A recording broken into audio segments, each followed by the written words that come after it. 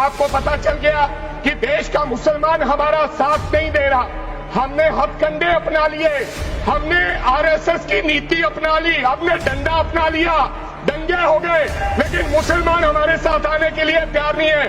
तो आपको किसी ने समझाया मुसलमान को अगर आपके बस में करना है, ये आरएसएस की नीति नहीं अपनाएगा जितनी देर आप इनकी सांस प्रणाली बंद नहीं करोगे। जैसा आपने पंजाब में करने की कोशिश की, किसान झुका नहीं, पंजाब के लोग नहीं झुके, सिख नहीं झुके, तो आपने एमएसपी का झगड़ा अब तक डाला हुआ है कि किसान की सांस प्रणाली बंद कर दो तो पंजाब अपने आप झुक जाएगा।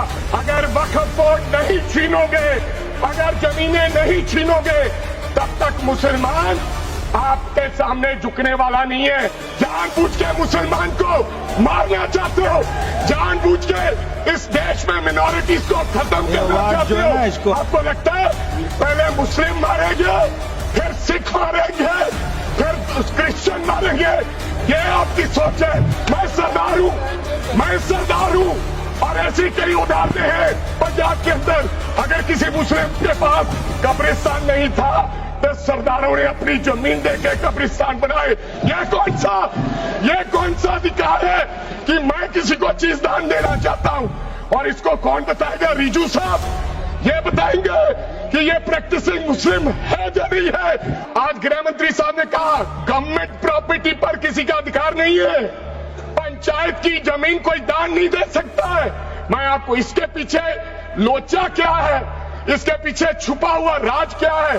1947 में जब बंटवारा हुआ था, 47 से लेकर 1954 तक सारी प्रॉपर्टी गवर्नमेंट के नाम हो गई थी। उसके बाद 1954 में एक्ट बना, तो वो एक्ट में सर्वे हुआ 1961 टू 1970। सर्वे किसने किया? कलेक्टर ने। अगर पंजाब की, हरियाणा की, हिमाचल की बात करूं तो डिविजनल कमिश्नर अंबाला बैठते थे, उन्होंने सर्वे किया, तहसीलदारों ने सर्वे किया, तो वक्फ बोर्ड को ये जमीन देने का काम किया।